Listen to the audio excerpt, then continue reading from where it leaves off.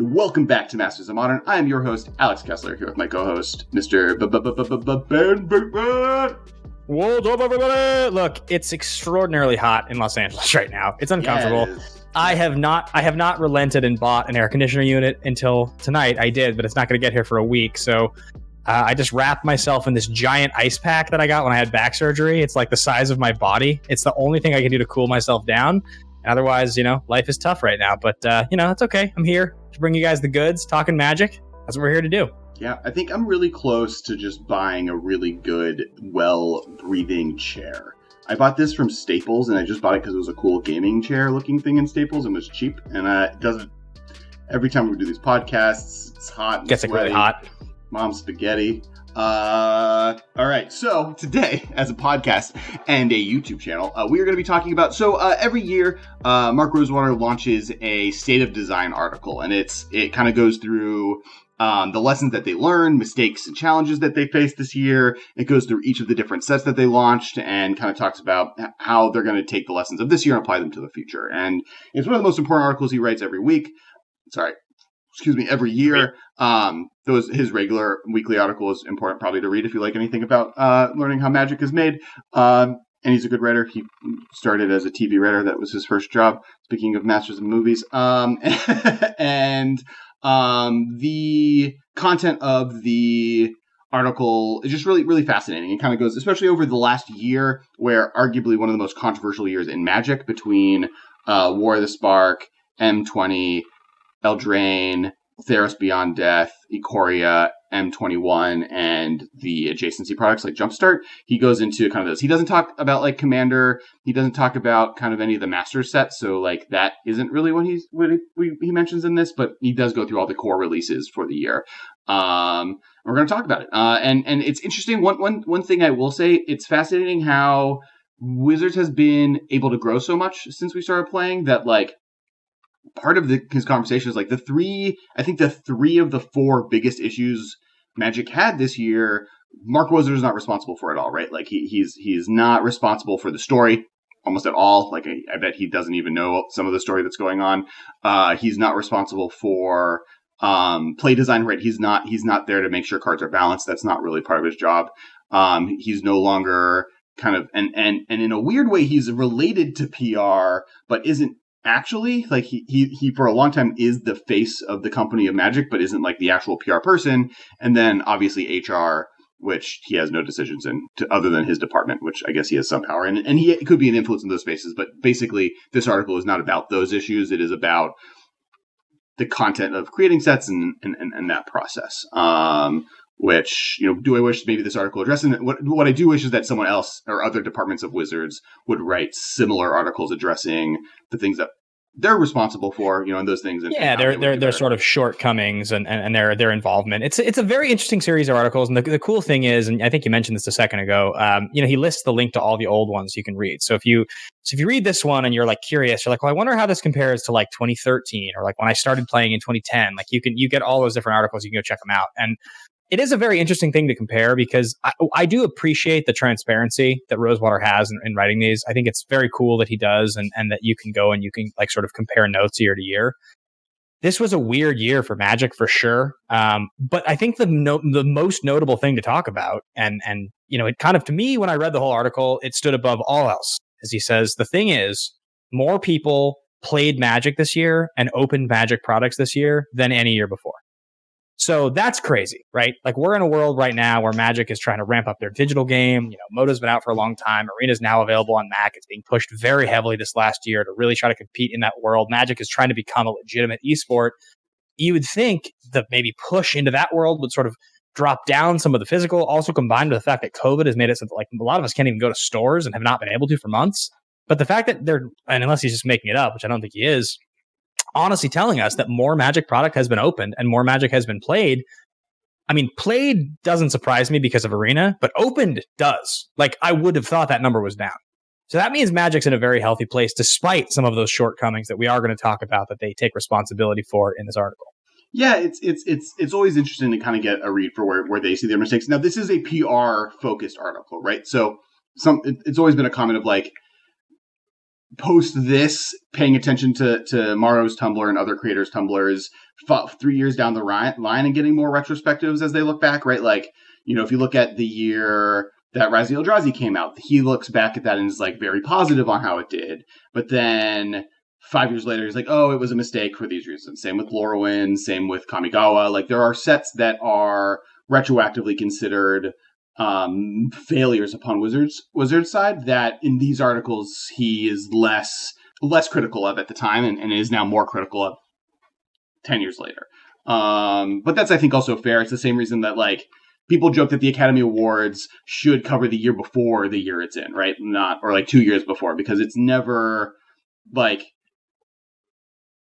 you never want to ask anyone who answers their favorite movie as something is like the last movie they saw is always problematic. Is like always like, is that your favorite movie? But then also just hindsight is 2020, right? Like, we can look back at 2015, and I think pretty much most people agree that Mad Max was the best movie of that year. And it was nominated, but it didn't win. And like, there's a ton of years where if you go back and look at what won the Academy Award, it's like, was that the best movie that year? Was The Artist the best movie that year? Was Shakespeare in Love the best movie that year? And some years they get it right, and some years they don't. That's why I always find that whenever you do those lists, like if if I remember one year, like back in like 20, I think it was 20. Yeah, it was 2017, towards the end of the year. I made a top 50 movies, my 50 favorite movies of all time list. I spent 2 months working on this, like really trying to make sure that I wasn't going to forget something so that when I put the list together, it'd be accurate. And my feeling was that nothing that I had seen that had come out in the year prior was eligible. So I remember Logan and La La Land both were like movies I loved. Like, I loved those movies, but I wouldn't allow myself to put them on the list because like recency bias is so strong. You just can't trust it when you've seen a movie that you loved and you thought was great.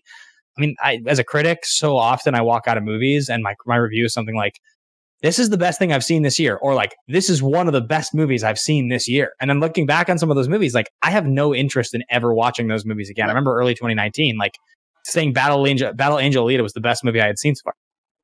Now, granted, it was January of 2019, so it was early in the year. I'm never going to watch that movie again. It was fine. It's totally sweet, but not like great. It's like, right? Yeah, no. I agree that. So in retro, bringing it back to Magic, there's definitely like looking back at these. For instance, on Ikoria, he is critical of it. But it happened, or M21, he's critical of it. But we don't know what M21 looks like in next year's standard. We don't know what Ikoria looks like in next year's standard. We don't even know what Eldraine looks like in next year's standard. So it's interesting. Like, especially as sets rotate, I wish these went back a little farther. I wish we got content on, like, I want to know what his thoughts are on War of the Spark now. More than ever. Yeah, he didn't. I know. I thought that was interesting. Obviously, the article is specifically referencing this last year, so that goes back further. But I totally was reading it, just thinking to myself, like, so much of the stuff that you're saying here, I feel like directly relates to that set. Like, a lot of what he said, like the stuff about Oko, I was just like, how are you not putting in like, I don't know, 5 sentences about War of the Spark? Right. That's like what I really want to know. Because it's the point of this article, right? Like, you literally can go to the article in 2019 and look at what he said about War of the Spark, but that doesn't have any of the context of the last year. And so I think that kind of is one of the things I wish we got more of, where there was a second article, right? Just like a one that's like retrospective on the set, that the rotating. I mean, some of the interesting things that were brought up that I like in my head, even a person paying attention to this don't really like notice regularly, is this is the first real moment and the next, as literally as once rotation happens, will be the first moment that there's no blocks in standard, right? Like Return the Ravnica didn't have blocks, but has its way Return to Ravnica works, or Ravnica sets work, that have always felt that way. But this year with Eldraine and Theros Beyond Death and Ikoria was the first time just like nothing to do with each other. No thematic bylines, no mechanical bylines, nothing is the same. Like even with like last Ravnica, you have the gates as a theme, right? So there's it's weird seeing that disjointed world. And I think we've talked about before some of the issues I think that's happening with power level beyond just the fire mentality and some of the other stuff that's going on, is that they are pushing cards on a single set-by-set basis more, without as much time to kind of test those environments, and without as much, like, you don't have the oh, this is a really cool idea to do with escape. Let's being able to give other cards in your graveyard escape. Let's hold that until the next set. So there's something cool that we're doing in the next set, and in the first set we'll do some of the basic stuff, and then you get a whole 3-month period of testing that basic stuff, so that when you get to the next set, you're like, oh, you know what, escape is way too good. Maybe we shouldn't let Uro exist, or like maybe through the breach, through the breach, right? Not through the breach. Underworld Breach. No, Underworld Breach. Is maybe it should cost 4 mana, like our other cards in this way. So I think it's been an interesting world that they're existing in, where each set comes out as a singular set. I kind of think that, honestly, Underworld Breach, like, it should have cost 3 at least. I mean, just based on the fact that it's Yawgmoth's Will. So, like, if you're going to just print a red Yawgmoth's Will and you're going to make the mechanics slightly different, then just print it for 3. But don't print it for 1 less than Yawgmoth's Will. That's, like, considered by some people the single most powerful Magic card ever printed. Yeah, I agree. I don't know how you could... I don't know what design meeting people were sitting around in where they're like, well, you know what? It's pretty similar to the best Magic card ever. We're going to put it into Standard. What do you think about making it less than Yawg-Will? I mean, I think it is. I think I can maybe argue it's worse than Yawg-Will, right? Like, it's better. It's weird. It's worse than Yawg-Will in a vacuum, even at 2 mana, right? Because the cost of doing it is higher. It's only that just the decks that are best with that card, you can break it with Underworld Breach in a way that Yawgmoth's Will doesn't work, because it's repeatable. I think really the answer is it should have just exiled those cards, right? If you escape a card this turn, exile it. Yeah. Yeah, it's certainly interesting. I mean, I think that there's a lot of stuff that he does talk about in there that I find very, very interesting in terms of like where design is going and what we can expect in the future. But I think the point you just made now is the one that really resonated with me, which is the block structure is so different than the single set structure. You know, like the tie-ins. If you think about Magic and you think about it as you can sort of relate it to any other piece of art, if anything else creative, anybody that's listening to this that's ever done, whether it's like you're building something at home, if you're a songwriter, if you write a script, whatever it is. Like you always try to sort of tie A to B, and then once you get to K, you want it to relate back to B, and like you want things to kind of flow together. You want a lot of that kind of synchronicity, and you want those connections. That backwards compatibility is one of the things that makes Magic so cool. And so with the block structure, they're very deliberate, which is why when you used to play Block Constructed, it would fit together really nicely. You would sort of know there'd be a ceiling of power you could get because they would specifically have designed these sets to work together in a way that they couldn't push it too much past what you'd expect because they knew, A had to work with B, had to work with C. What that means is... Sorry. In Block, it would just mean that if you were just using those new cards, it always felt like the power level was kind of exactly what was intended for its environment. Now, granted, every once in a while there was a mistake, but for the most part, that was how it was designed. Modern, which was, obviously what this podcast was founded on, sort of taught us that backwards compatibility and the way that it all flowed together made it very important for them to look at that connection that they often didn't do, which is why sometimes that redundancy they'd print would make something old really powerful all of a sudden. You'd get a really, really crazy connection and a card would like blow through the roof. So with them just designing single sets now, it does feel like every time they come out with a new set, it's sort of just like, who knows? Is the dynamite going to explode? I don't know what this is doing. Like, this doesn't relate to anything else I can expect. This is going to be a brand new can of worms. Yeah, I think to me, it's a little bit of a mentality thing too, right? If I'm designing a set and I have 6 cool mechanics or 4 cool, and I guess generally it's 3 to 4 cool mechanics, and I'm like, okay, I have 3 sets to come up with as many cool ideas as possible over those 3 sets. I can spread them out. I don't want to have too much in one set because I want to save stuff for later ones. I want to make sure that this set has good cards though, so I'll save tweaks for later ones, and I'm gonna spread it out. I need to make sure I save it. That's the old model. The new model is I have these 3 cool mechanics, and this is my one chance to get every cool idea out all at once in this one set. Go. And I think just the difference between not even just the difference between the energy and the design process for those two mentalities is going to lead you down a path of more powerful cards versus less powerful. One comes from a place of moderation, right? But the other one comes from a place of, no, it's rushed, right? This is the only time Escape is ever going to be printed. I need to get every Escape card I can come up with right now into this set. This is the only time Adventure is going to ever be imprinted, possibly. I need to do every one in the set. Last Mutate's never going to happen again. Companion's never going to happen again. So, like with that idea, you end up with just weird power level structure things. So with that in mind, I think I do want to get into each of the sets, like kind of go through the different sections. Before we do that, I do want to bring up Make sure follow us on Twitter and our Patreon. The way we are able to afford this, it helps Marshall kind of work. We do all this cool stuff for Patreon. If you're a patron, there's a whole raw feed. You get a bunch of extra content per episode. If this there might be a movie, there's a whole movie discussion from this episode that you only get on Patreon, or parts of it you only get on Patreon. We might be releasing it as a hot take, so either one of those things will happen. And then make sure to follow us on Twitter. I'm at Kes Wiley, at Ben Bateman Media. We're also doing streams every week. So every Monday we do a Commander stream at 8 p.m. PST. Come check that out. It's really awesome. We have cool guests on. Ben's getting into it. We played CEDH to casual EDH. Next week, I think we are doing a CEDH game with some special guests that we'll be announcing over the weekend. Also, this weekend is Command Fest online. We're working with Channel Fireball to do Commander content.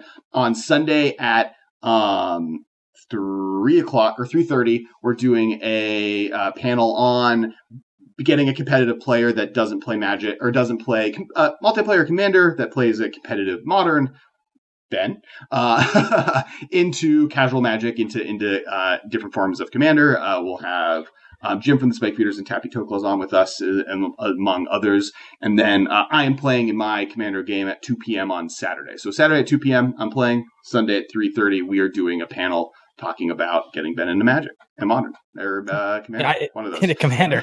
It's been really fun. I just keep conning these guys into thinking I'm playing something not that powerful and then winning with combos. It's been awesome. I had a great time. The thing is that's so annoying about that is that even if I have to work really hard to win with my combo, I still get hated on for winning with it. Like I won with Mind Crank, Blood Chief Ascension after like a billion turns and Narset's reverseling whatever that card is, Cyclonic Rift last night. Like that's a sweet way to win, but I got no respect. This is Brian David Marshall's tiny sad violin, and you can tap it to play a sad song. And I'm playing a sad song for you. It has been a super fun time. So yeah, be sure to tune in for that. I'm probably going to do more of the stuff also where I tune into like one of our YouTube streams and I build a deck for Historic on stream with you guys, and then we go play it. And I grind, and I'm been trying to grind a Mythic. I might even do some of that tonight. But yeah, that and also follow us on Twitch. Cass and I are both streaming on Twitch a whole bunch. You guys can find me at twitch.tv/BenBatemanStreaming. And I'm twitch.tv/Kes Wiley. Basically, if you put Kes Wiley onto a website, hopefully I'm the person who shows up. And if I'm not, and I'm not on that website yet, you should let me know so I can join it. But even TikTok, you can follow me on TikTok at Kes Wiley. He's so kind of big. I'm not. I'm hip though. Oh, and a big time thank you and a pinkies out to the Nobles of House Modern. It's a tier on our Patreon where we hang out with you guys for about 20 minutes before every single podcast. Just kind of hear your thoughts. We do that every single week. So big thanks to Andrew Kelso for that. Salute. All right, I'm doing. Let's do the thing. Nice. All right. Have you had the hibiscus? LaCroix's finally released new flavors: hibiscus, watermelon. We're not sponsored, man. Marshall, you have to cut this out. We can't talk about that. Cracklin Open will sponsor us, Mr. Payment. It's the last thing I do. All right. So, highlights. So as you mentioned at the beginning of the podcast, Magic has been played by more people than any other time in the history of Magic, right? Due to not just on Arena, but Paper Magic outsold any other year, continues to do very well, and add the whole layer of Arena Magic existing in a way that digital Magic has never existed before is leading to just Magic being played more than ever before. This year, another thing the Mark Rosewater brings up is that it was a year where they pushed really cool designs, right? Escape ended up being a really cool mechanic. Adventure was a really cool mechanic. Mutate, even Companion, like they tried all these really cool new ideas. Phasing's back. And to some success, obviously some failures, but I think were excited by what they've been able to accomplish as far as just new cool stuff, right? Like that's one thing I can't say Wizards hasn't done is stuff has been cool that they've been pushing and coming up with. Yeah, I mean, Rosewater talked about how one of the things this year they were going back to and they were willing to test was more complex mechanics. And that was evidenced in Ikoria with Mutate. Because, look, I read Mutate and I was definitely like, this does not read in a way that feels intuitive. This reads in kind of a confusing way. I wonder if this is a mistake. I definitely think that Adventures had when you first looked at the cards, they felt a little challenging. I definitely came around on them pretty fast, but there was pretty cool stuff. And then Phasing, which classically is one of the most confusing mechanics ever printed. They put onto a marquee mythic rare that I think is one of my favorite cards from the set in a Teferi. And so there's a lot of complexity. I think they were trusting the audience to be able to process and enjoy. You know, Alex, I guess one place that I would ask, again, this is actually a specific question because I'm trying to do a stream tomorrow night with a friend of mine who plays Magic, and she's played for years, but like intro deck level Magic, right? Like has a good time playing it, but doesn't really know like much of how it works. If I wanted to do like a stream with somebody who's not particularly familiar and I wanted to try to play to an audience to bring in new viewers and make it fun for her, what do I do? What does Magic currently offer in terms of on the Arena format, on the Arena platform with somebody who's like not super familiar? Like what has design offered us for me to be able to do that? I have an answer for you. And it was on Arena, and it's called Jumpstart. And I don't know if that was a segue, because I think that was one of the things that they were pretty proud about. And or unique pack variety, right? Let me see. Can you currently play Jumpstart on Arena still? I don't think you can. Color change. I think they got rid of it. I feel like they did. You might be able to play on Moto, but it does not look like Jumpstart is on here. So my starting position is Jumpstart. Without Jumpstart, I would say color challenges or something. Yeah, at that point I don't know. I think it depends. Because draft, right? Drafting is pretty. Draft is pretty. That's like pretty complex for somebody who like doesn't totally understand all the quick mechanics. You're like you're timed, all that. Yeah, well, you could do the robot draft still, right? Those are still around, or they're only standard event, historic, premier draft. There's just quick draft core set 21. I would do that. Quick draft. You're not timed. You have time to just pick cards. You're not with other people. There's no pressure. Jumpstart. I agree. I played a bit of it. It was super fun. The ability to take kind of 2 packs, you just like automatically show up. There's no deck building. Basically, it's maybe the best beginner product Wizards have ever made. And yeah, I think it's really good. I do think that it also like offers like, oh, you get to kind of pick thematically, right? Like, oh, witches and sharks, or what? Witches and pirates, right? You can do witches and pirates, and that's like fun, and you can like pretty much pick what's going on. Well, because she said to me, she was like my history with Magic is I've played a handful of times, I enjoy it, but like I tend to pick, the cards that look the coolest. Like that's how I got into it. Like I want to play with a bunch of angels and like weird creatures, and I'm like, I get that. Yeah. That's like literally what got me into Magic as a little kid was like, stuff that looked cool. So, Crawlworm. I mean, I traded a Polar Kraken for a scaled worm over here, And yeah, I mean, like once COVID is done, doing something where you guys just buy Jumpstart packs and play Jumpstart, I think is the best option. Right. And it'll come back on Arena, maybe plan for that, right? But that's by far the best new player experience that's ever been created, and that's one of the wins from this year, right? And I guess that kind of touches on the last thing which is booster fun and collector packs were a hit. So all the different collector packs that they came out with, according to Morrow, sold out, right? They keep selling out of collector boosters, that they're not sitting on shelves. I kind of agree. I love these type of things. Now there's some issues with like what the value is on these things, but from the perspective of like, I like the idea that the value in these sets is becoming more and more about the like premium version of these cards, not necessarily like the other versions of them. And there's like different versions, so you have more choices on how to customize which cards you play. Like I love the different full art whatevers, and like that I think is really cool. I got a foil, one of the Sea Dasher Octopus or whatever from Ikoria for my Geist deck, and it's awesome with the comic book art and all of that stuff. It's like one of the coolest cards I own now, and the fact that they keep doing it is really, really cool.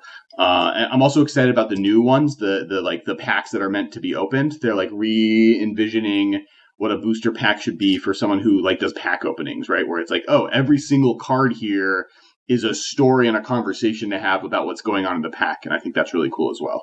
That is cool. Yeah. I think that when you talk about that, like Magic is designed in this kind of brilliant way in terms of it as a retail facing product where like booster packs are created to be sold, right? That's from a first base level. Like Wizards is like, we're going to make this product. It's going to be the most, disposable sort of way for us to sell these products. Most of what is going to be open will be stuff that you don't really want to hold on to long term. You get a rare, maybe an uncommon you want to hold on to. But for the most part, the point of this experience is for you to draft or play sealed. And that's why you open packs. Now, some people just open them because they like opening and they open cool things. And the cost of the pack is such that what you're opening is worth probably close to what you've paid, sometimes more and sometimes a little less. But if you want to go beyond the play experience, which is kind of what the point of the 15 card booster is for, and you want to be in this sort of collectability experience, then actually the collector's boosters are awesome because like it's a way more it's like a way more pleasing way to spend your money, because you're going to open stuff all that's pretty cool, because everything you get, you're going to want to keep. And I appreciate that. I think that that's like, Magic's a big enough game now, enough people buy it, that there should be enough different versions of all these cool cards that, like, I'm constantly seeing things I've never seen before that are official real cards. Right. Because nobody should really be able to own everything. I guess if they have infinite money, but it's cool that there is like an infinite numbers of things out there. And I think if I were to look at what one of my complaints for this year beyond power level, because that we're now on the lessons learned side, where we're talking about maybe the things that weren't as good. That the one thing that he doesn't mention that I don't think is talked about a lot, I think that content releases need to be separated from each other a little bit more. And I know that last year was the first time that this was really an issue, and then this year that kind of continued. This year it almost was worse in some ways. It was better in some ways and worse, right? You didn't have Ikoria or War of the Spark into Modern Horizons into M20, like one after the other, were basically for like a 12-week period we were just doing set reviews, right? What you do have though is like Ikoria and Commander 20 coming out the same week, or like the spoilers happening at the same time as the like Transformer, or not the Transformers, as the Godzilla promo cards, to the extent that I did not know what cards were real, or what cards were standard legal, what cards would be modern legal for a while. As a person who's like has a podcast, my job is to know these things, and I was like trying to figure it out, and just like keeping track of like which mutate creature was a standard legal mutate creature and which ones weren't. I mean, luckily eventually Arena playing it on there is what kind of locked everything into my brain, because it's like, oh, this card isn't available. Okay. The mutate legend that looks like a dog, like a what's the Flintstones? Fido, right? Is the Flintstones dinosaur dog? Sounds right. Yeah. Okay. All right. Yeah. I hope so. I'm looking that up immediately. Yeah. So, yeah. So that's one of my things. Other lessons that Dino. One of the lessons that Mario brings up, balancing issues, right? That's the big elephant in the room. He does mention that's not his department, but just like, at multiple levels, they've banned a bunch of cards, and figuring out how to work and fix those mistakes is something that Wizards is saying they're doing. And I mean, we can't trust them. We can't. We have to trust them at their word until it happens. But that's one thing he does bring up. Getting better at thinking about the ramifications on all the formats. So something that he knows, that just Magic is played in so many different ways, from historic to Pioneer to Legacy to Vintage to Modern to Commander to Best of 1 to Best of 3 to Draft to Sealed to whatever, Canadian Highlander Roulette. That like how these cards are affecting every format, I think is something that they've learned. I think this is the closest we get to like a little bit of an answer to War of the Spark in Modern Horizons, right? Is like they need to be, and a big one is Oko, where it's like looking at how do these cards affect every format, and being aware what that means. And then the third thing he brings up, which I thought was really interesting, actually. No.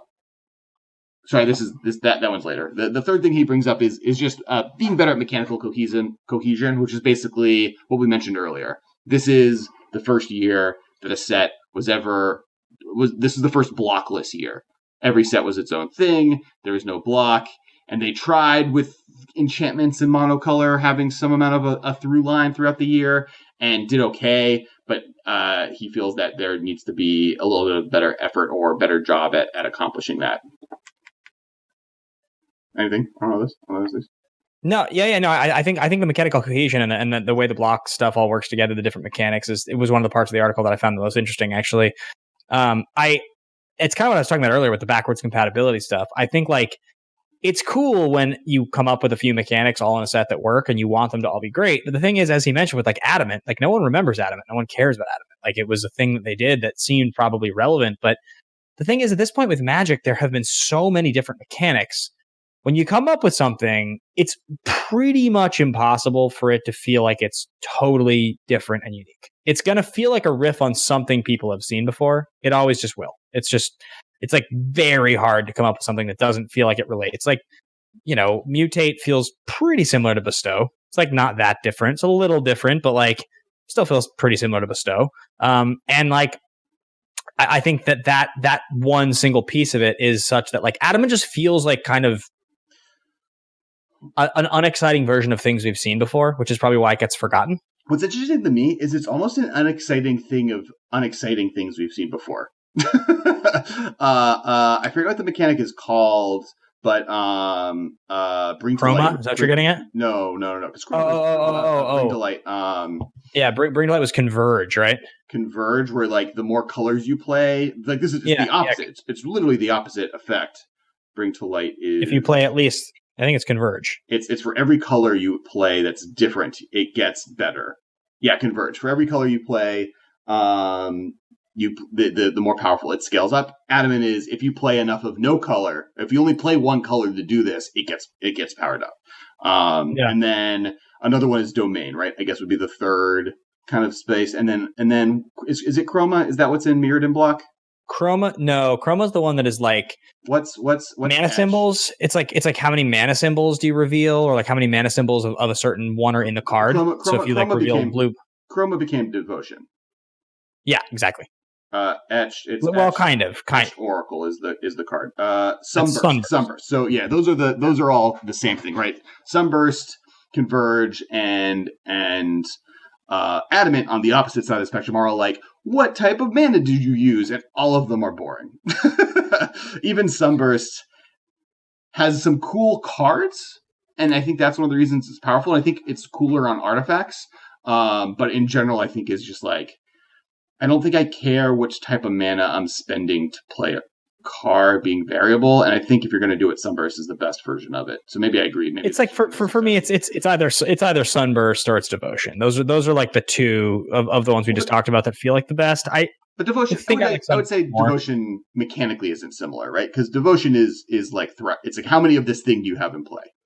Yeah. Which is not the same as what mana did you use to cast this spell, and it gets marginally better. Because I guess what it is most of the time with these mechanics. Sorry, I did interrupt you, but let me. Most of the time, go ahead. Most of the time with these mechanics, it's like this card is bad unless you do the thing. But sometimes you can play it if you need to. But then I think so. Cards. Yeah. So I think the last things that to talk about in this article that I think like struck a chord with me that are really cool. The first one, the elephant in the room, so to speak, the elk in the room is Oko, right? Like he does address Oko. He says that like the lesson learned here was like, too many pluses of a high power level on a planeswalker make the gameplay experience kind of bad. You have to be careful with this because I still think, dude, when we talk about, and I realized that when we spoiled Oko, it was right around my back surgery. So I was like sort of out of the loop a little bit. I remember I did Twitch Rivals like right when I lost the use of my leg, and like they were just coming out with the promos for Eldraine. I remember. And so like we were looking at promos. They hadn't previewed Oko yet. When Oko dropped as a preview, I like couldn't walk. So I was like, I was looking, but I was like, whatever. Like this Planeswalker is not doing anything that good. Well, and when I came back... It also had that weird delayed release, right? Where you saw it the first time and you didn't know what food was. And then when you learned what food was, it's a classically bad card. Yeah, right. Two mana gain 3 life, right? It's normally not that powerful. Yeah, but it's crazy to think that realistically, Oko is the best Planeswalker ever printed. Like, that's like such a hard thing to stomach that you could have potentially looked at a card the first time and not had your jaw drop on the best thing of the most powerful card type ever. Like, that's crazy, right? Like, and that... I think it's the power of new, right? Like, food was new. Like, even, I would argue artifact tokens is new. It's not the first time they did it. Obviously, treasures and clues. And in some ways, it's interesting because I think food is the worst benefit of those three, which means that they were the most willing to push it. Right? There's no... Right. If a Planeswalker Plus to make a clue, that would be an insane ability in some ways. Because you get like these artifacts that you can draw cards off of.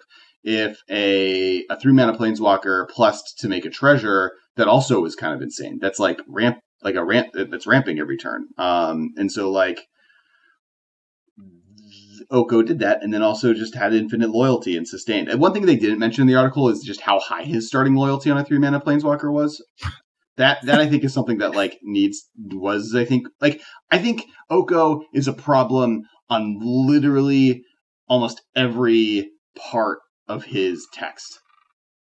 Like, right. his food +2 should have been a +1. His elk ability should have been a minus ability. I guess his ultimate doesn't matter at all. He should have been 4 mana. His loyalty should have been 2. Like, everything on the card changes. But like, the problem with that card is that if you do all of that and you make it all of the things we just talked about, then it becomes like yet another unexciting Kiora. And that's not that sweet. Like, you don't want that. You don't want to print another Kiora. Like, you don't want to print another, I mean, no shade on Explorer. Like, Explore Kiora. I love Explore Kiora. She like bubble. Yeah, I love that card. I'm there all day for that card. Like, I love that card, but that card is not a top 5 or a top 10 or even like a top 20 Planeswalker of all time. So like, it's cool, but like, people don't get that excited. It's just more of the fact that it's a blue-green Planeswalker. I think so. You want to make sure you're balancing but like, you even look at like 4 mana Tamiyo, Bant Tamiyo, and how sweet that card sort of seemed when you read it and how irrelevant the card actually became. It's really hard. Like, when you push these things, you don't, like, I could have read 4 mana Tamiyo in my mind and gone, this is going to be way too good. I think that's more to do with, like, they've even said it when they released 4 mana Tamiyo. When they released Bant Tamiyo, they said the reason we were able to add this extra Planeswalker in this set when normally we do not have this many Planeswalkers in Standard or in this color or whatever is by making it 3 colors, it basically doesn't exist. Right? Like, that's kind of where, like, because the only way this card is good is if there is a playable Bant deck. The only way that the Sarkhan is good is if there's a playable that's pretty interesting. So right. So yeah, okay. So you're restricting it by the fact that 3-color standard decks are and like, that's a hard thing to do anyway, unless it happens to be the good one. And you have to get it on turn 4 for that Planeswalker to be in play on turn 4, right? Which is like, in Planeswalkers you want out as soon as you possibly can. So especially like, and they can balance that, right? Like, oh, both of those cards are only good if you get them on turn 4. Like, so I think from their perspective, it's more of a, like, it's different. But I do see what you're saying, right? You want cards to be exciting, you want cards to be cool, and you want them to be new, and lessons were learned, right? He said removal should never be a plus. Yeah, and I also think, like, looking at the Royal Scions, like, 2 mana, 3 mana Planeswalker with like a high loyalty that comes down right away. That card is right on the edge of being too good. It's not too good. It's definitely just a sweet card. It's a very cool card. It's not a card that's ever going to do anything crazy. But there's a world in which one of those abilities made that card too good, because it's playing in a very similar space to Oko. It's not that different, right? Like, it's missing one thing to be a similarly oppressive card, just because it costs 3 and has high loyalty.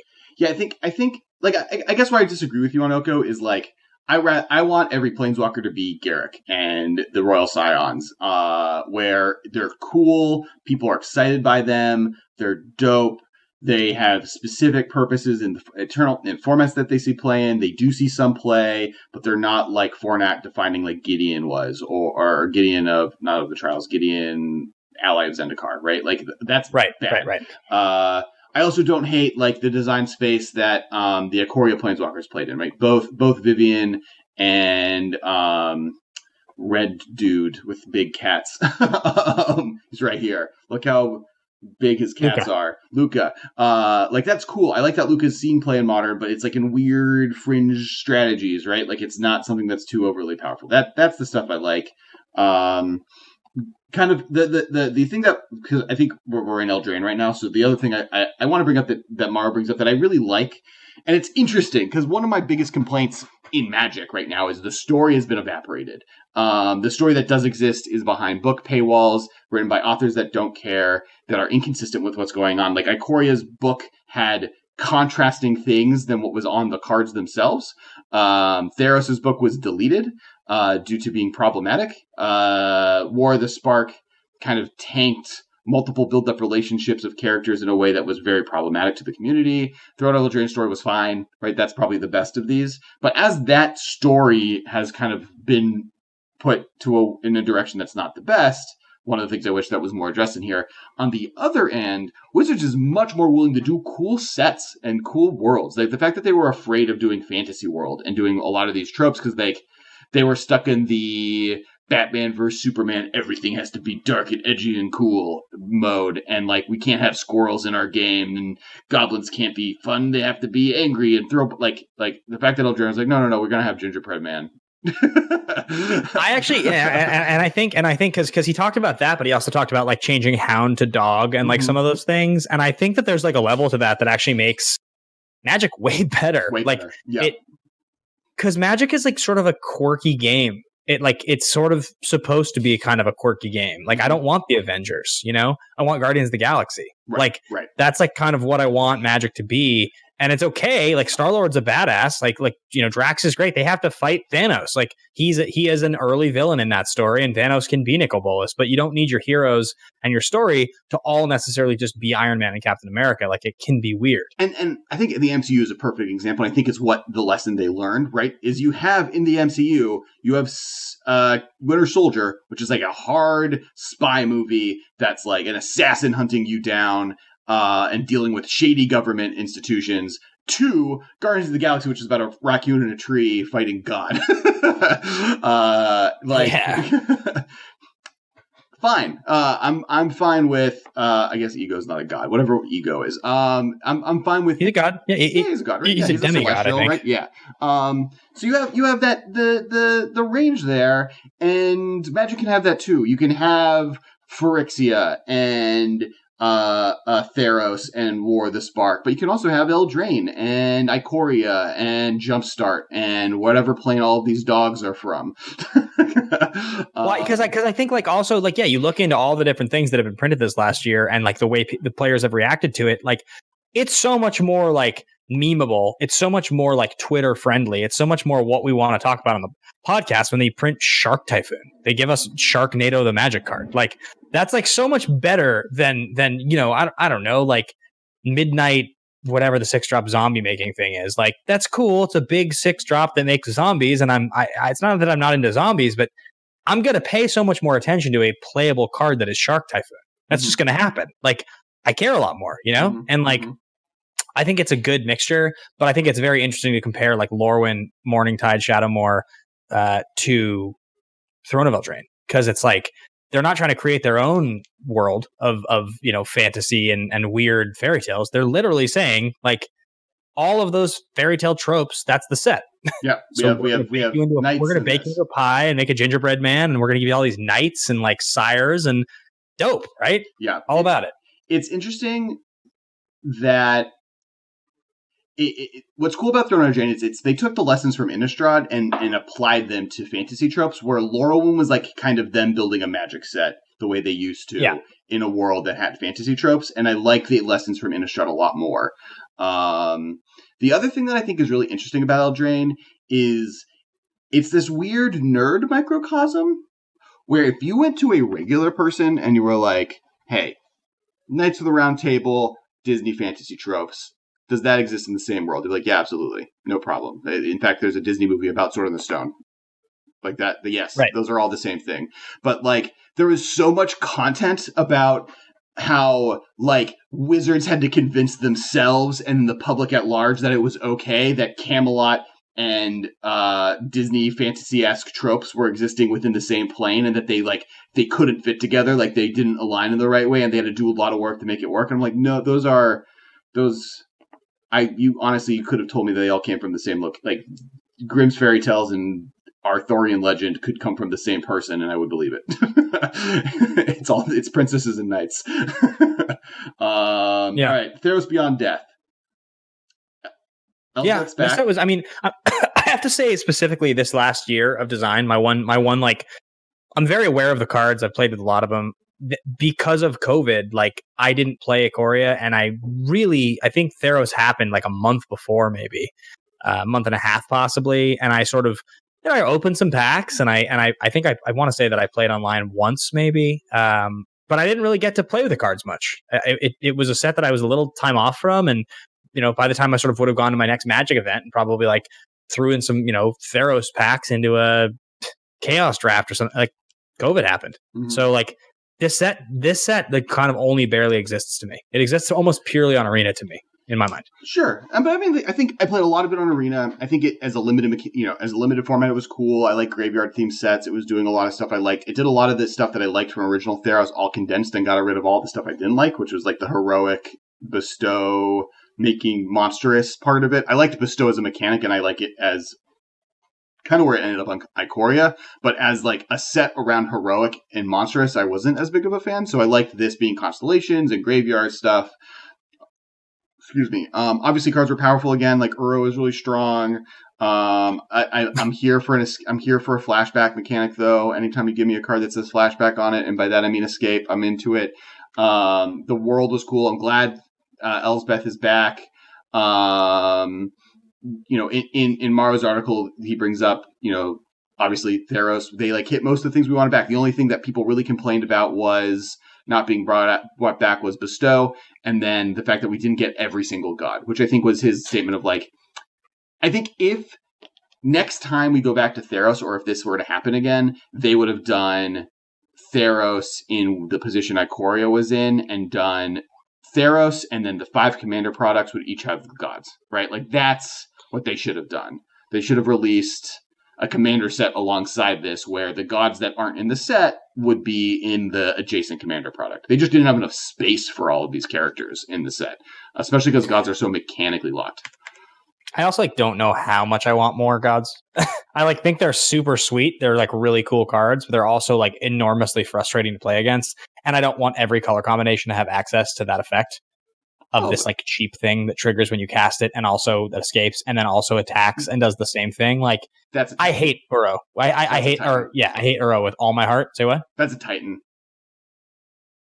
Oh, what are we talking about? Gods are like Porphyros and Heliod and wait. Because I read the article and I thought they were saying that there was only. Wasn't he saying in the article that people complained that there weren't more of the Titans? In the same sentence, people complain about both, right? Because the only gods we got were the 5 main ones, and then the red-green one. Oh, not the other 10, because there was 15. They wanted the other ones, and then so you got 7 of the 15 gods that exist, because we got the red-green one that replaced Xenagos, and then 2 Titans of at least 5 Titans, but they also picked enemy colors, so theoretically there are 10 Titans, or there's some weird non-enemy or non-allied colored based cycle. I want more Titans. Croaks is dope. Uro is powerful, but just over the line in power level. I think if it didn't gain life, or it didn't, if one of the 3 abilities on it weren't there, the 6/6 that gives you a thing when it attacks and blocks escape card, to me doesn't feel nearly as problematic when it's on Croxa. That card seems fine. And I think you just that. Yeah, I mean, because so I think I agree with you. Maybe it could just be Uro. Could just be that I hate that card. And it's also, you and I have talked about this, but it's exactly the kind of card that does not mesh with the style of Magic I like. I like to try to do, EQ out and control the damage and all that. So you drawing lots of cards and having a big threat and all, I hate all that. But I honestly, I think if Uro didn't gain life, it would still be very good, right? And I just think it isn't as pushed as it is right now. I think that's, to me, the line that it crossed, and I think it has to do with them trying to make Croxa and Uro be opposites of each other. The 3 thing, because it's he does 3 damage and you discard a card. This one gains you 3 life and draws you a card. I mean, honestly, the other end is just literally make them opposites, right? Get rid of the put an extra land into play. Or you could have made it 2. You could have made it 2 and 2. If Uro gained 2, I think I would hate it, but I would hate it less. Yeah, so I think Croxa, if Croxa dealt 2, would be sweet, but still would be sweet enough to play. I think it's worse though. I don't Croxa is barely playable. It's playable, but it's on a line. So that's one thing. Yeah, Titans and gods were missing, and then the story was missing. That was the other big complaint for the set, right? This big moment. Part of it is that the story, for the most part, is Elsbeth. Elsbeth comes back to life. There's a person who chases her. Part of it is that the story and book that was written, there are rumors that it was probably problematic, and based on the response to the problematic things that were in the second War of the Spark book, they decided to not release it. And then the third one is, they kind of, I think that's part of the big problem. I think they're restructuring how that stories are hopefully being told. I hope they're restructuring. That's the thing is that there's so much the actual problems from the year, for the most part, don't have a lot of clairvoyance, right? We don't know what's going on there. the one place we do know is the one place that kind of wasn't his fault, right? Morrow designed cool worlds. There's not one thing about this year from a mechanical perspective that I have a huge complaint about. Maybe Companion, and he like owns up to that. Versus like all the other issues, story, and etc. That I've now mentioned like 3 times in this episode. So the Companion comment was the one that when I was reading it that was like the most. Any last things on Theros before we go to Ikoria? No, I'm good with that. I mean, I think Theros like escape. Dope. More sagas. Cool. Let's go to Ikoria. I thought that the saga thing was cool. I thought when he talked about that, I hadn't really thought about it as much, and I think I kind of missed the fact that it had come from such a recent set and they brought them back. Like I almost forgot that happened because I'd played with so many of them. But like story wise, they do fit so much more with Theros than they do with Dominaria, and I actually think sagas mechanically are a very, very cool addition. I like them. I don't find them to be too powerful. I do find like there's the black one that's like target player sacks a creature, they get a card, and then they resurrect something. Like that card's a little annoying because it feels like you're doing too many things for too little. 5 mana though, but like and all of those effects, I wouldn't like. I would maybe play 5 mana for a Reanimator spell, and it would be bad. It'd be like limited only, right? So. Yeah, it's a lot of value though. Yeah. And it's also hard to interact with, right? That's the problem. That's the thing is that when you put a lot of value on these things, because they're enchantments, it's kind of like if you play a planeswalker that in 3 turns is capable of doing those 3 things at Mythic Rare for 5 mana, I probably can kill it on my turn. Or at least I have a shot to kill it. And you have to make sure I don't have creatures that can kill it. But if you play an enchantment and I can't answer it, for that mana, you're getting exactly that ability. And if it's a very grindy, high rate of return, that was kind of the only part of it that but like in general, I actually think that the design of those cards is pretty cool. I like that they're enchantments. I like that they use counters.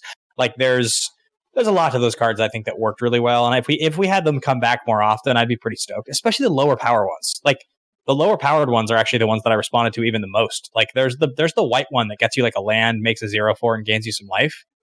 Like I think that card's perfect. That's a really power level is debatable, right? I think that card's really powerful, but it's not in a way that's ever going to be oppressive. But that card's really good. No, it's marginal. It's like a really marginal card, which I like because if I'm playing against it, and you get it. I'm like, hey, good drop, man. Like you got your thing going. This is sweet. You block and gain some life and got a land. I hate you if I'm mono red.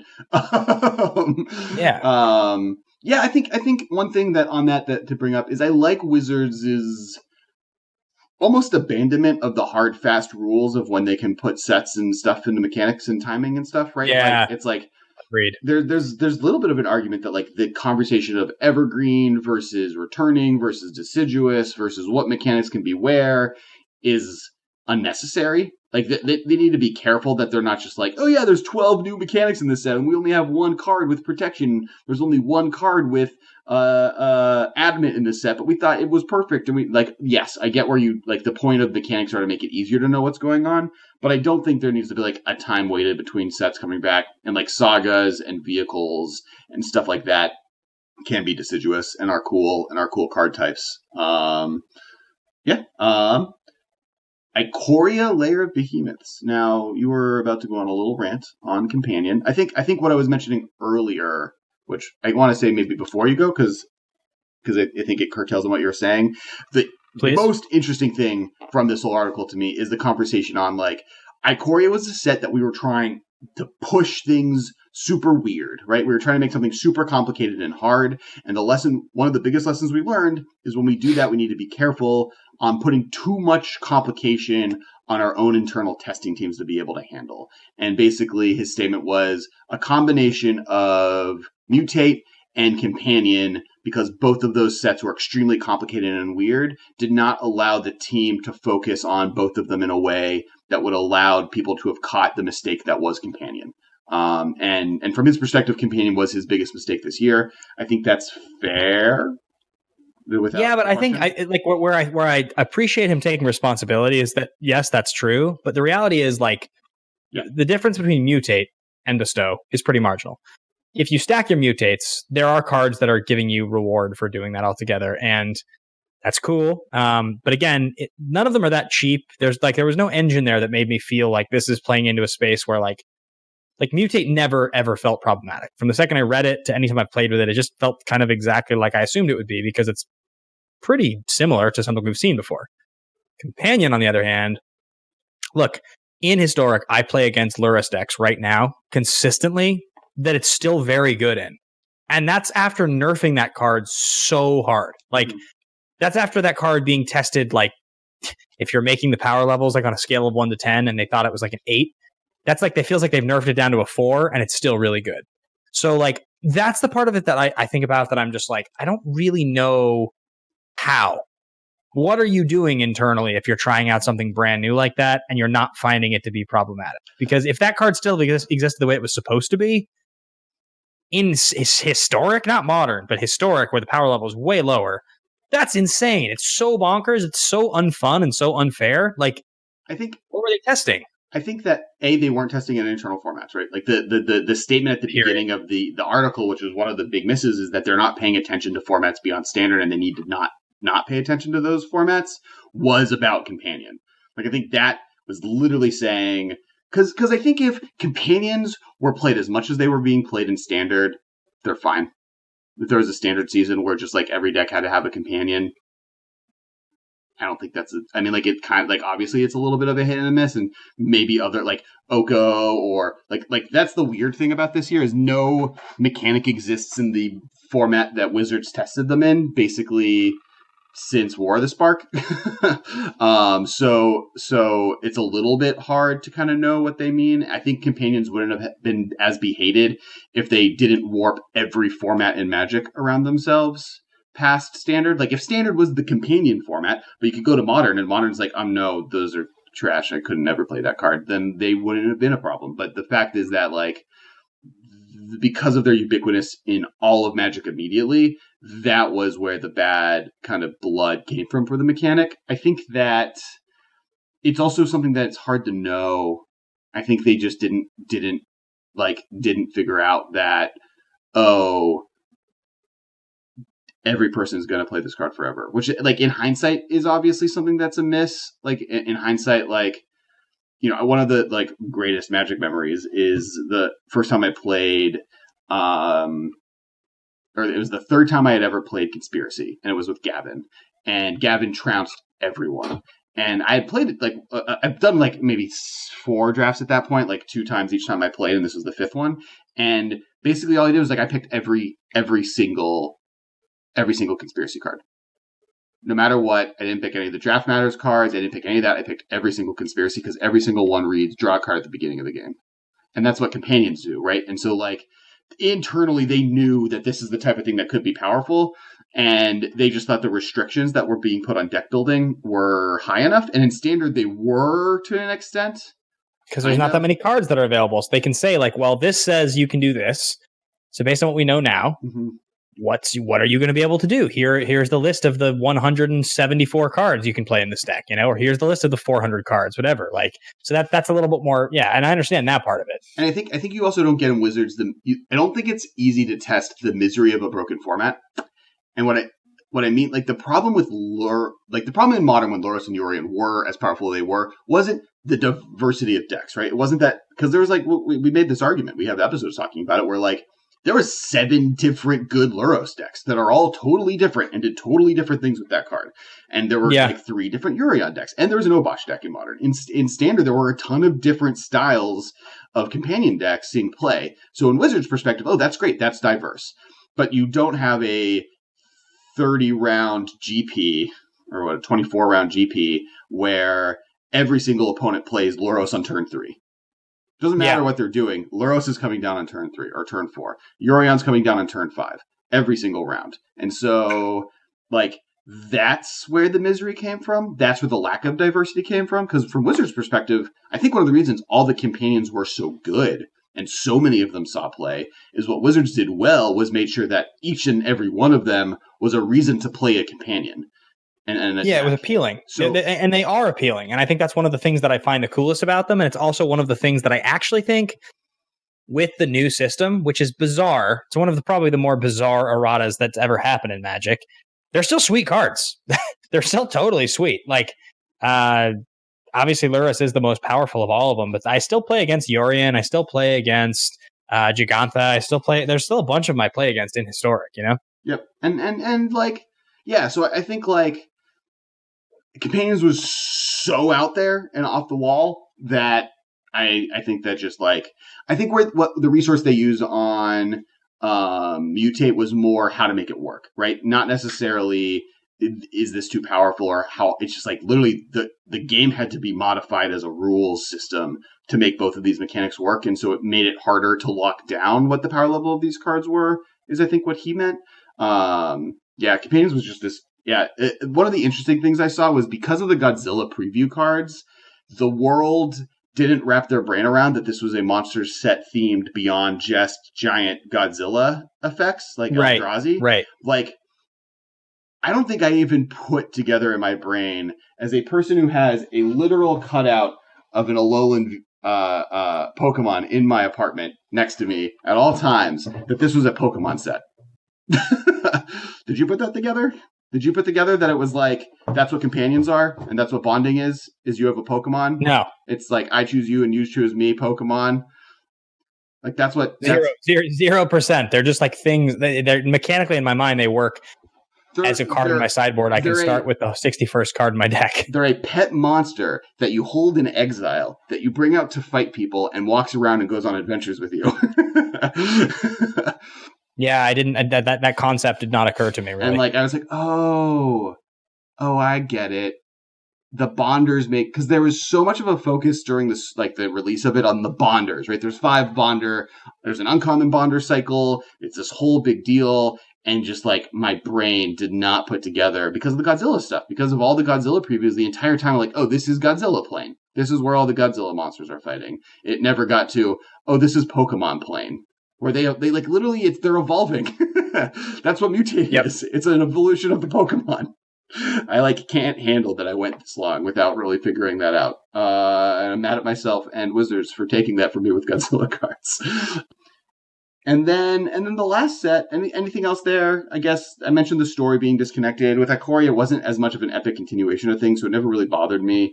Honestly, don't know if I knew there was a book, and it is mentioned here.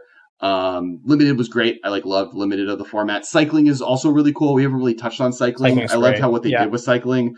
The solar flare, it's not solar flare, but whatever flare was probably a little too powerful to be where it was in rarity in the set. But otherwise, I think the set was really cool. I love counters. I love trample counters and flying counters. All that's awesome. And maybe my favorite thing from this set. I think I didn't love Mutate. I understand Mutate. It feels, I don't like that it's like the biggest payoff you get off of Mutate is that the more times you mutate, something cool happens, because that means that unless they go back to Mutate, I'm getting the extent of this mechanic. And like it, because it specifically is triggering off of this word Mutate, it means that the most fun I can have with it is exactly what I get in the set, which I never like. Because I like, for instance, the idea that, in Theros, when you draw your second card each turn, something happens. And then cycling comes in a set shortly thereafter. So like I can cycle something, but get a trigger off of a Theros card. Like that's cool design to me. That's very simple, but it's like a simple way that it kind of works together. There's cool things. You can mutate on a Kiki-Jiki and go infinite. How? As long as the creature you're mutating onto Kiki-Jiki is not a legendary creature, goes infinite. You can make infinite copies of himself. Comes in... Because it's no longer legendary. Because Kiki-Jiki is his target non-legendary creature. So you turn him, by mutating onto Kiki-Jiki, the card gains Kiki-Jiki's ability. Tap, target creature becomes copy target creature, untap gains haste. But none of them are... sure, because it like becomes the creature. Yeah. That's pretty cool. So you need something to do with all those tokens, because they all come into play, tapped. But that's not to say that there isn't ways to do that. So where I come on mutate, I'm fine with sometimes mechanics being meant for that limited format, and like I'd rather mutate than adamant any day of the week, right? Like mutate's cool. It does something, makes the format very unique. Maybe some of them are constructed playable. I've definitely played against some of them that are constructed playable. The way they make it is mostly just an ETB, right? So I'm fine with it. Yeah, I don't know. I really loved Ikoria. I think as far as that, like companions suck about their power level, I guess. But beyond that, I think it's one of my favorite sets in a while. Core set 2021. Played a lot of this. Sweetest card, the sweetest card in Core set 2021. Thieves Guild Enforcer, through and through, best card in the whole set. Rogue's Tribal came back. Love the dog change. We mentioned that. I love just the quantity of reprints from Grim Tutor to Scavenging Ooze to Containment Priest. I think that I love Shrines coming back, right? Like, that's really cool. I don't love playing against them in Historic, but they're around. It's annoying, yeah. I think my biggest comment, I think he touches upon this as well, is I like what they did with Chandra. I like that there was a Chandra at every rarity, right? Like, I think that's cool. I think that's a cool way to have a core set be about a Planeswalker, and I wish they did that with Teferi. That's pretty much my main one. I wish they could be bad, right? Like, it could be, they are good at making bad Planeswalkers now, or like just limited only Planeswalkers, and I would be fine if all of them were that way. But I just like, some of my favorite cards from the last year is like Chandra, 3-mana rare Chandra, right? Like, is actually all card so like, sweet. All the Chandras from that set. So I think there just was a little bit more of that for Teferi, and hopefully it sounds like they kind of took that lesson. The only issue they said they had an issue with is just like Teferi has so much bad blood around him because of how powerful the last two. Literally every Teferi card ever printed has been problematically powerful until this most recent one, and that's to be seen. I really like this recent one. He's one of my favorite cards from the set because I like that he hasn't. I mean, other than Commander, obviously, where he's insane, but like in constructed 1v1 formats, I like that he hasn't been pushed yet, like in a way where everybody's like, well, you have to play this card because like he's really cool. Like, it feels really good to be able to play that card and get to high loyalty looting twice. Your turn and their turn. I think the phasing ability is like a really great mechanic to bring back, and it's cool that it's on a Teferi, on a Mythic Planeswalker, where like you should be able to understand what phasing means because it's like this big Mythic Planeswalker. It's kind of a marquee card. It feels special and unique and cool. Like, if you're a new player, you're like, wow. This is what is phasing? Only Teferi can phase. Like, only he's allowed to do this. Like, that's really cool. And I think that's temporary true, actually. I think phasing is something they could be thinking of bringing back in a real way. Well, one of the reasons they said they brought it back is that they've realized that blinking has too many things attached to it that, like they can't cost blinking cards or creatures that cause blinking, Felidar Guardian being a great example, in easy ways because they interact with enter the battlefield effects, or they create, like, just the rules work with them in a weird way. Phasing allows them to kind of do what they want with blinking as like the protective half of blinking while getting rid of all of its baggage. You don't have an exile issue. You don't have stuff fall off. So you're not, like, if you've built up a creature, like, one of the best reasons to protect a creature is like, I've invested a bunch of resources onto it, and blinking doesn't protect it anymore. Like, it removes all of the things on it. So like, phasing, I think they've said, is a better card, and we saw it with Oblit in Double Masters. And I think it's more than anything, I think it's just like, I think it's interesting. They've realized how to template the rules on abilities in ways that make more sense, that like are easier for people to understand. And I think it's another kind of lesson, same as let there be Eldraines, right? Let the game be a little bit more friendly for new players or players that aren't into the dark, gritty Batman universe. And then let people, and phasing, having reminder text that's a little less game focused and a little bit more, how do we explain this in the easiest way to understand, I think is the benefit to Magic. And phasing is a good example, where now phasing's back. Phasing works differently than it used to, but now the words all make sense. They can print Oblit with just the word phasing on it. Target creature phases out until Oblit leaves. That's how I like Oblit, right? I'm saying that card. I like the Oblit. Yeah, Oblit. Yeah. Sure. Okay. Yeah. Black soaring. I also like our preview card, Ghostly Pilferer. I think that card is a cool, like they're.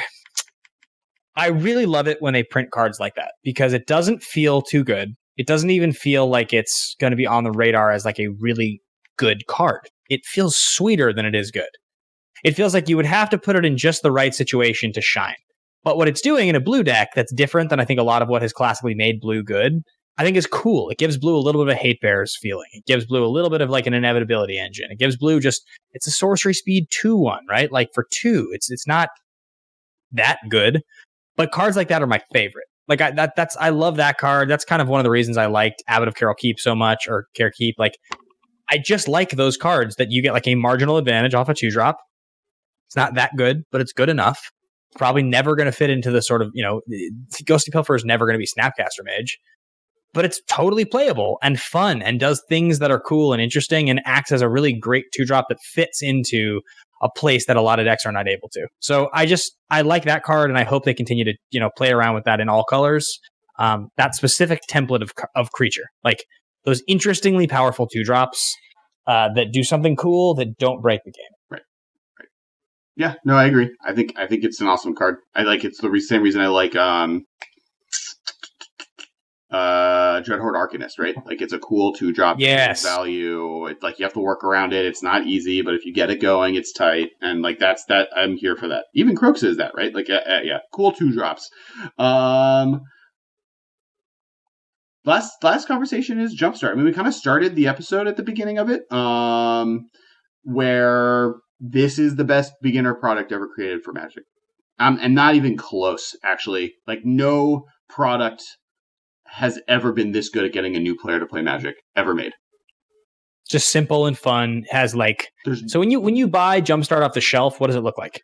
Not already, because I obviously haven't seen it in person. I don't know for sure from the perspective of like I actually do wonder how you pick which packs you get, but I know that when you get started, you get enough packs for you to put 2 packs that have like dog and vampires and then shuffle them together, and you know what's inside the packs from that point. You know, not what the exact contents are, but you know that this is going to be a dog pack and this is going to be a vampire pack, and you can shuffle them together.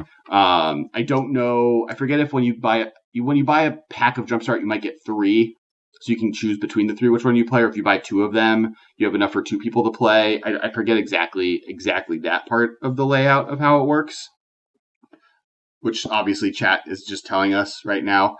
They're telling us in the comments how Jumpstart works, and we really appreciate it.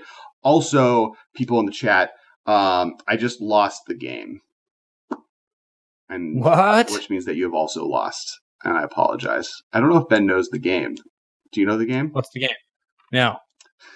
I'm going to ruin Ben's life.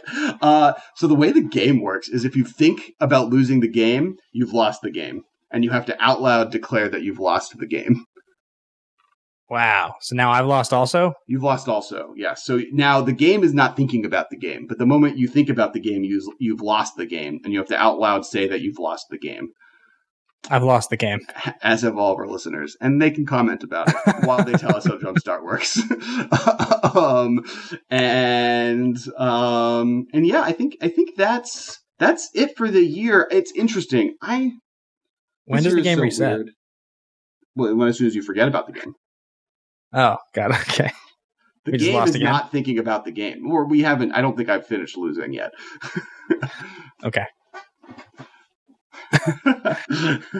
This is such a sad. I'm going to start losing during the day so often. This is brutal.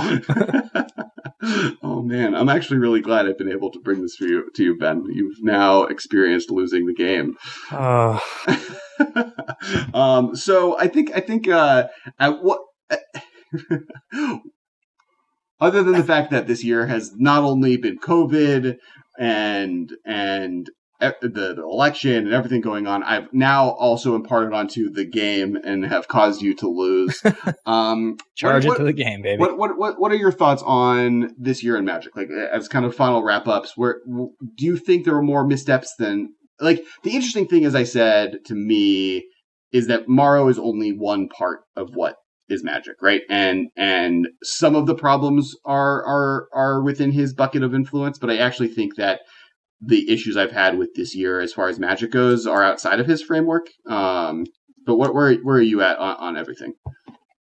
I think Core Set 21 is a great set. It feels like the way that I want my core sets to feel. It's exciting, has a great reprint, it has a fun play experience. I think Eldraine is a great set. I think it does a lot of the things that make Magic fun and great, and it's interesting and it's cool and it functions really well. I think Ikoria is kind of a disaster. I think like I don't love it as a set. It feels like a lot of what's happening in it just feels like kind of just not my favorite. I don't hate the whole thing, but I think Ikoria to me feels a little bit more in the misstep in the vein of War of the Spark, like just swinging for the fences and like on the whole doing stuff that just doesn't feel super great for Magic. Even with the companion mechanic fixed?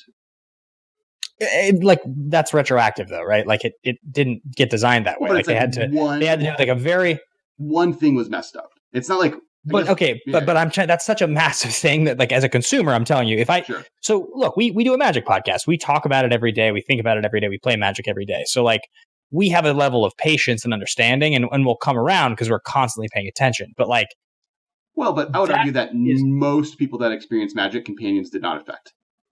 Like most Magic players are not tournament grinders and play at GPs, right? Most people are paper casual Magic players, and companions really only negatively impacted competitive Magic. Yeah, but dude, it's not written on the paper card. Like I know that's the way the rule works now. So yeah, that to me that's a huge. I'm not saying companion isn't a mistake, but like Ikoria wasn't just companion. It had cycling, it had counters, it had triomes, it had giant cool monsters, it had stylistically. It's to me it's the toughest one. I don't love the counters either. I think it's a lot of information to track that I'm not as big of a fan of. So I think to me that's the big misstep of the year is Ikoria. I like pretty much the rest of the year. I think Jumpstart's phenomenal, and also I think the willingness for Magic to continue to release paper products that are awesome, but also push Arena really hard and make Magic more of a digital game in like a friendly way is great. I wish that it had been available on Mac sooner. I'm glad it is now. makes my like dumb Mac user life so much more fun that I can do this without having to like use a separate computer. It's like easy and makes Magic feel a lot more real in my life during COVID to be able to do it. I mean, purely from a perspective of like you, a person with a following that is almost the majority of those people are not Magic players, right? Like you have a significantly large following within the movie Schmodown outside of that sphere. Sure. And by putting it on Mac and Arena, they have now exposed all of those followers to Magic in a way that they had never done before because you're now live streaming. I mean, you've seen it. You've seen on my Twitch, like a lot of my people that follow me that like to come hang out with me don't play Magic. I've got like a dozen people in the last week that have downloaded Arena that are now playing it and are like stoked on it that wouldn't have. But like that's what I'm streaming, and so now they want to do the same thing, which is fun. I can play with them. Yeah, that's a good thing on their part. I think it's like that's really smart on their part to do. Yep. So that is it for the episode. Thank you so much, all the people that are watching. Once again, make sure to follow on Twitch and Instagram and Twitter and TikTok and Discord. We have a Discord. All those links are below. Discord community is actually like people are talking there again, so it's really cool. Definitely check out the Discord. That's where we're interacting probably more than even the Facebook group at this point. And definitely follow on Twitter and make sure to tune in on Mondays for the Commander stream. Also this weekend, once again, Saturday at 2 p.m. Pacific Standard Time, I'll be playing with Talia Vess and the 99 and Mana Curves Chase, who is on our Commander stream. And then on Sunday, we'll be doing a Masters of Modern panel about getting competitive Magic players into competitive Commander and just Commander in general. And thank you so much for listening. Thank you, Ben, as always. Thank you, Alex, for being a wonderful host. This was fun. I am looking forward to next week where we're going to talk a little bit more about Secret Lair. So, big shout out to Inkling Customs. I have all of the Fire Nation, the whole squad in token form. She's also who did the sad BDM violin. Check out her Patreon or her website, Inkling Customs. Just Google it. It's probably the easiest to find. I don't know if it's a .com or a .something. That's so complicated now. I don't even have a .com. We're cast.co. We're cast.co/the and thanks everybody. We'll talk to you guys and thank our patrons. Talk to you guys next week. Bye guys.